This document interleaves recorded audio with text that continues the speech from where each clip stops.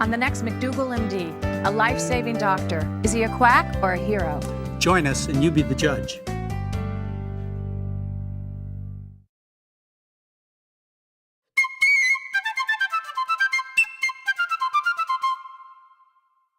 This is Hello Channel. Can you and your family be poisoned by chemicals in the environment? It's already happening to wildlife from Florida to the Great Lakes to Puget Sound. What's the danger? Our specialist will tell you. Plus, John reveals how to prevent hardening of the arteries. I'm Mary McDougall, and you're watching McDougall MD.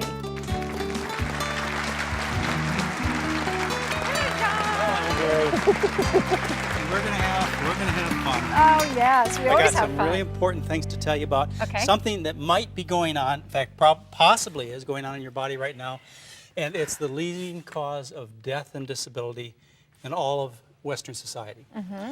It's a disease that damages the arteries and eventually closes them down, and it results in all kinds of conditions, and some of them that may really surprise you.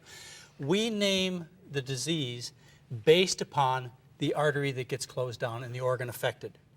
Okay, so say for example we close down the arteries to the ears. Okay. We call that hearing loss. We close down the arteries to the head and we call it a stroke. You close down the arteries to the heart, have a heart attack. Close down the arteries to the kidneys, you have kidney failure. The arteries to the back. And you get back pain and you get degenerative disc disease, or in other words, ruptured disc.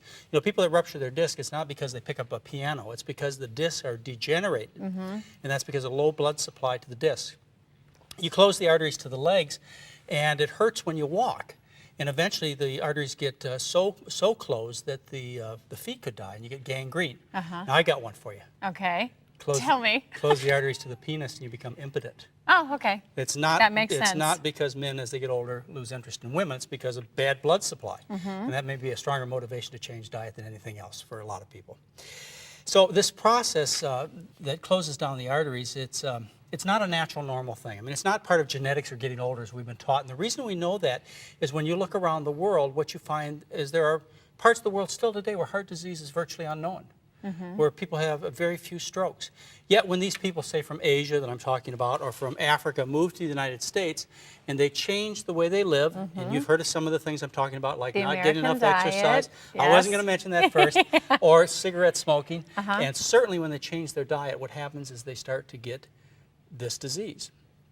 Now, I'm going to tell you some things about it that you may think Now, the official name of the disease? is atherosclerosis. Okay, did you get that, everyone? Atherosclerosis. It's very, it's not as hard as hardening of the arteries. It's atherosclerosis. And I think it's very important and very interesting to understand how it happens. You've got arteries, which are nice, clean tubes that are that the blood is flowing through. These arteries have a very smooth lining, internal lining that we call the intima. It's not important, but internal lining is very smooth. And what happens is that internal lining, it gets injured. It gets injured by products of cigarette smoke combustion. It gets injured by antibodies, which are directed towards, say, dairy protein that attack the inside lining of the arteries. It gets injured by oxidized fat and oxidized cholesterol. So it injures the inside lining, and now that lining becomes permeable. Okay, so now cholesterol and fat get under that lining and cause festering sores. Now, we don't call them festering sores, we call them plaques. If we call them festering sores, people might get scared and do something about it. Yes, they might start eating differently, They right, might John? but you can imagine kind of like you get a sliver of wood stuck in your hand. You get swelling, redness. So it's different from clogging. Well, I'm going to tell you how the clogging process takes place. This is how it starts. Oh, this is you how get it starts. The sores Okay. developing, like if you had a sliver of wood stuck in there, you get swelling, redness, pus would form An in there. infection, maybe. Right. But you know, with your hand, you've got nerves in your hand, so it tells you that something's in there, like a sliver of wood. So you pull down. Pull it out. Right. In your arteries, you get slivers of cholesterol and globs of fat stuck in this skin on the inside lining of the arteries. And you can't feel it. It's a silent disease. It's silent until the last phase, when the artery completely closes down. Now, I want to tell you how that happens, because for you to understand this mechanism, Mary, will make it possible to understand all kinds of important things about the disease. The mechanism that happens is a tiny sore. Now, I want to say that word again, tiny sore, and we'll call it plaque from now on because we don't want to upset people, but a tiny plaque, it ruptures. And the process of rupturing acts as a catalyst to cause the blood to suddenly clot. It's not that these sores grow bigger and bigger and bigger and finally close off the artery. That'd be a slow process. You'd have warning time. But what happens is suddenly one of these tiny plaques ruptures and causes the blood to clot, which closes off the blood supply. Now, the reason that's important for you to know is it explains why people who are, quote, perfectly healthy drop dead of heart disease. You know, you put your spouse to bed at night and you wake up the next morning and you shake him and he's not there. Well, he was perfectly fine when he went to bed last night. Well, he wasn't perfectly fine. He had all these little landmines, these little bombs sitting there ready to go off. Well, how do we heal all the plaques? Okay, that's the important part. Now, if you understand this mechanism, the fact that this ruptures which gets you into trouble, then you can understand how to get out of trouble almost immediately. As soon as you change your diet, what happens is you start to stabilize the plaques because you bathe them with the healthy blood and they're less likely to rupture. You also stop pushing the fat and cholesterol into the plaques, which overstuffs them to make them rupture. That's the first thing you do. Second thing you do is you remove the strongest clotting factor that human beings come in contact with, and that's animal fat. When you change your diet. Animal fat makes the platelets, which are blood clotting elements, get very sticky. They can hardly wait to stick together. And there are protein factors in the blood that we call clotting factors that want to spill over into this blood clot to close that artery down. As soon as you take the animal fat out of your diet, the blood safely and effectively thins. And then in time, you can actually measure the atherosclerosis reversing. How? Well, you do it with... How do you do that? Don't you want to know? You want to do it in a simple, safe way. You do it by doing artery dye studies. That's one way to do it. And you can actually see it reverse. But you don't have to wait for the months or years it takes to show that kind of reversal. As soon as you change your diet, you stabilize those plaques so they won't rupture, and you naturally and safely thin the blood. And therefore, you get immediate benefits. Of course, Mary, you can also get immediately back into trouble if you go back to that high-fat way food. of eating. And of course, we're talking about cheeses and meats and butters and so on, the things that are animal fat type So products. it's really the low-fat diet. It's a low-fat, high-plant food diet that people want to do to save those arteries, the same diet that cuts their food bill by 40%. Ah, there you go. When we continue, we'll meet a man who knows why the fishing is best downstream from the paper mills. Do you know that?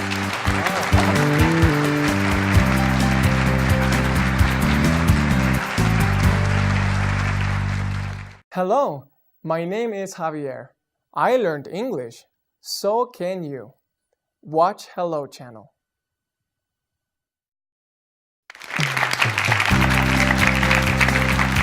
Our first guest studies the effects of environmental pollution on wildlife, and he's seen some shocking results. Join us in welcoming Dr. Glenn Vanderkraak. Thank you. Thank you. Dr. Vanderkraak, good to have you here. You are a zoologist? I certainly am, yes. And so is most of your interest in environmental chemicals based on what's happening to animals out there? Most of my studies have been focusing on looking at feral populations of mostly fish, wildlife, wild populations of fish, birds, turtles and the like, and trying to understand how they're responding these days to the current environmental conditions. You know, I read something in the paper just a few weeks ago about how the fish are becoming feminized. There certainly has been a number of reports of feminization of fish. And Which means what? Well, what this means largely is that the fish are either displaying secondary, what we call secondary sexual characteristics. They're behaving far more like females. The males are. The males are. Becoming like females. Or they're producing female-like proteins in their blood, which is certainly a shock and a surprise to myself and many of the other scientists who have gone out and observed these. And how common is this? It's unfortunately, it's far more common than one would hope for, and it certainly is turning out to be a response that's being seen on a global scale. And what causes this? Well, that's the million-dollar question. Yeah. It's not what causes it. Unfortunately, it seems more often now that we're asking the question, what doesn't cause this? And that, But this is natural. I mean, this is a change. That's why you see it. well, it may well be natural in the sense that it's the same scope of responses that one might normally see, but it's not frequent that you would see fish producing female Fish producing male fish producing female proteins. There's a number of responses in gastropods, marine snails, where rather than feminization, there's masculinization. And parts of their reproductive tract, and the females have male parts in them that's rendering those unable to reproduce. This must not be good for future generations of fish and snails. Well, it certainly is not, and the difficulty or the other big question is that many of the systems that are controlling reproduction in wildlife have been conserved, and the question is, will some of those effects be manifest in you or I, or more importantly, I think, in our children? Well, before I didn't get an adequate enough answer as to what caused it. You must have some thought of what causes it. We certainly do. I mean, there's got to be some change out there. There's a number of chemicals in the environment that are causing these kinds of responses, and many of them are the bad actors that we've recognized for many, many years. Familiar names? DDT and its metabolites. DDE. DDE in particular, some of the PCBs and their metabolites, dioxins, and the like. And so, I mean, these are actors, some of which have been banned, at least in North America, for many years, but are still found in increased amounts these days for a variety of reasons. One, because many of these chemicals are recycled. Number two, many of them are transported through the wind, through water vapor. And so the activities that are going on in Mexico and in South America and Southeast Asia are problems on a global scale because of the transboundary transport of these chemicals essentially across the world. They're still using these in Mexico where we get our fruits and vegetables? They're certainly being used there, and they're being used in places in South America. And part of the difficulty is that some of those chemicals that were introduced, 20 and 30 years ago were very, very effective at what they were designed to do. And they're still being used in parts of the developing world. But we in North America and Europe and essentially throughout the globe are being, affected by them, or at least certainly being exposed to them. And what should I be worried about the most? What should as far as you- the chemical poisoning and what I think what you should be worried about the most is, in fact, what we are exposed every day in our diet to a variety of chemicals, some of which could function to alter the functioning of the endocrine system, which controls growth, reproduction, development. Breast cancer. Breast cancer, that might be one. Prostate may be another. The issue is we may be being exposed to chemicals that we're unaware of that have that potential to cause those types of responses. And it's a question then of identifying what are the actors and at the same time establishing if and how they exert their biological responses or effects. And so it's in some ways a bit like shooting in the dark in terms of trying to identify what are the causative agents. Now, certainly we've made some major progress in that regard, and we've done vast steps in trying to alleviate some of the chemicals. Well, are these chemicals also responsible for the decrease in sperm count in men that we've seen over the last 60 years? Well, that's a I would rather view that as in a different way than you've stated it. You stated it as if it was a fact. Well, there may not be a decrease in sperm count, but there have been a lot of studies that have reported it. There certainly have been a number of studies that have reported decreases in sperm counts, but there are equal numbers that have shown patterns of response that vary across the country, for which we really don't have a great explanation. And male abnormalities of the genital tract? There certainly are a number of... They seem to be increasing. They certainly are increasing in places like Europe. Incidences of non-descended testes in young boys and the like. The issue there becomes one of, from my opinion, of saying, well, what was the cause of that response? Well, let's declare those chemicals guilty until proven innocent. Oh, that's what be John. And we'll be right back in a minute. And when McDougall McD continues, we'll meet a scientist who looks at the environmental problems from the human side. So please stay with us. I still didn't get an answer for that.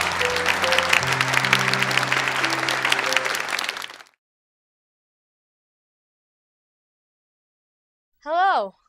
Hello. Hello. Hello. Hello. Hey, Mom. Why don't we all go rollerblading tonight? Give your family everything. Give them your time.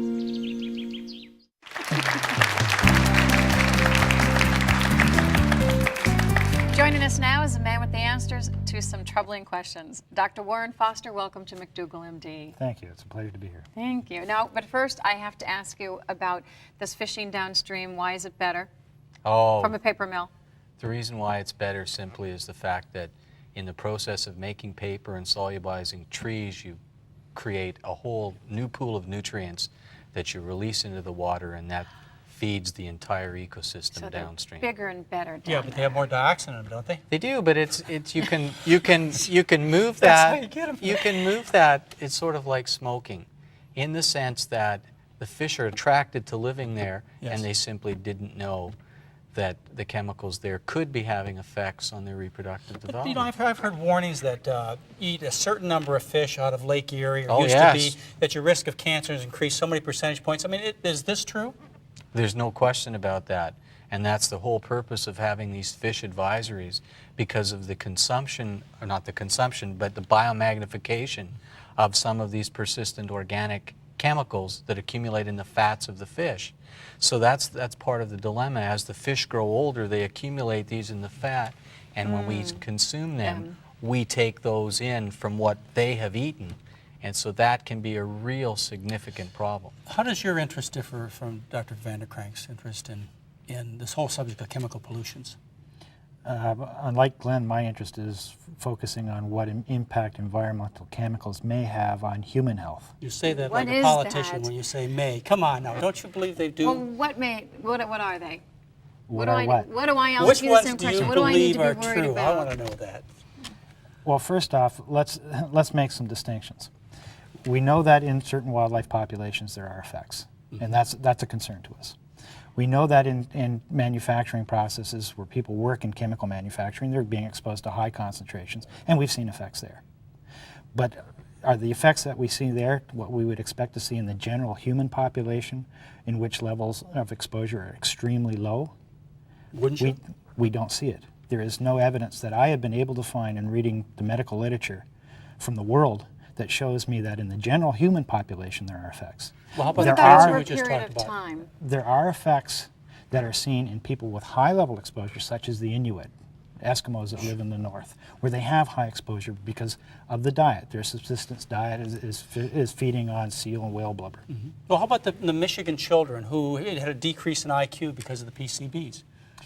Yet They were fed to their mothers. So, I mean, isn't that and yet, if you aren't go to North convinced? Carolina with a similar type of exposure, and it's totally contradictory. And when you go and do a complete meta-analysis where you take all the studies that have been Right. published on the structure, on this subject, and you put it together, you find that you have an odds ratio of around 1. So that means that if you had high exposure, your probability of having lowered IQ is the same as if you didn't have Well, that let me exposure. ask you. It sounds to me So- like you're saying the jury's out. I don't want to be Exactly. a human guinea pig to find out whether this really is poisonous or not. Wouldn't I be prudent to take every step possible to avoid these chemicals? I mean, how could you argue with that? I would not argue with that. What steps can I take? And what chemicals would be the best to avoid? Okay, 2 questions. Yeah. I'll field yours first. The bad actors, the PCBs, the dioxins, the DDE, DDTs, those are the things that we do know that are a problem. They've been banned in North America. They've not been produced here for the past 25 years at the very So least. where would I find them the most? Where would you find them the most? Yeah. They would, because of atmospheric transport coming in from, Okay. from all over So the there's globe. nothing I can do. They're going to be in the fat. They're going to be in the fat. They're fat-loving compounds, so they go into the fat. I love a steak. I'm not going to give up my steak, but I'm going to eat well, so I cut the fat off my steak. But there's fat and marbled in the meat. I minimize my exposure. No, to I'm minimize still- your exposure, you trade it for a potato. John, That's you trade it minimizing for your a exposure. potato. But there are other chemicals present in the potato. Rice. I Corn. can eat rice. We're cutting No, John's isn't it true? diet right I here. really want. I do want to address this. Isn't it true that the lower you eat on the food chain, the safer you're going to be as far as chemicals? True. So people should eat as low as possible on the food chain, don't you think? Should they eat organic? I don't know that you're going to have any improvement. If I thought that there was an improvement in doing that, But wouldn't I it be would agree safe with to it. err on the side of... No one could Agreed. say eating chemicals is good I for you. agree. Okay, so what And else? If you would like to do that, if you feel there's a concern, John, Yeah. eat low on the food chain. Oh, I do. Okay, now we're Just getting a what little I off wanna purpose know- here, I don't want we? some practical information on how else we can lower our exposures, because nobody can say it's good to eat chemicals. No, it's not. The problem is how do you avoid it? That's what I want to know. We've got two of them out. Low on the food chain, buy organic. Is there anything Cut else? off the fat. Cut out the fat. If Well, you eat a What low-fat else? diet, even avocados and things like that, low-fat diet, I would, Low-fat I would diet. strongly suggest. Because they're sucked up and it's concentrating those chemicals. If you're going to cook, cook in Corningware. Don't cook in plastic. How many Oh, people really? microwave in say, Everyone. a margarine container? See, that's You have practical. no idea Oh, that's- of what is going has into been in it. that thing and is coming out when you microwave So it. It wasn't in- designed for that purpose, so don't use it for Or that in purpose. glass. Use Oh, glass. that's great. These are the We're kind of gonna practical things that we This wanna is get what, to. yeah, when we'll be back with more of these practical tips. Don't go anywhere.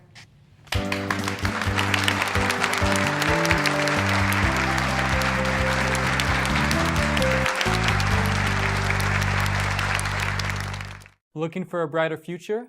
Learn English and make it happen on Hello Channel.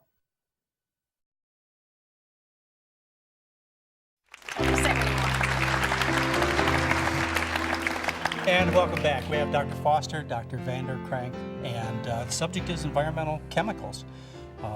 Just a few weeks ago, they had an article about Michael J. Fox and him suffering from Parkinson's disease. And about the same time, they had an article in The Lancet that said there was an association between pesticides and Parkinson's. Do you folks have any comment on that possibility? I think it's a reasonable hypothesis, and the evidence there is weak at this point in time, but it's a hypothesis that needs to be tested. And until it is tested, we really can't say one way or the other. But it does need more But it research. does need to be done. So we have a lot of different problems. We have hormone-related problems, we have cancer problems, we have Parkinson's, other damages to the nervous system. I mean, how high does the level of evidence have to get before stronger stands are taken on pesticides? I think part of the answer to that is trying to make the association. The difficulty is that there's so many different kinds of factors that can affect all of those basic biochemical processes. And we could spend a great amount of time and effort and money in going after pesticides, for example. But the issue is, if we're wrong in making those associations, we may have spent our money Well, not I know I'm going to wisely. spend my time avoiding it. Well, thank you very much for being here. Join us next show. Thank you very much. It was Good to have you very on the show. informative. There's so much information. Good to have you on the show. Yeah.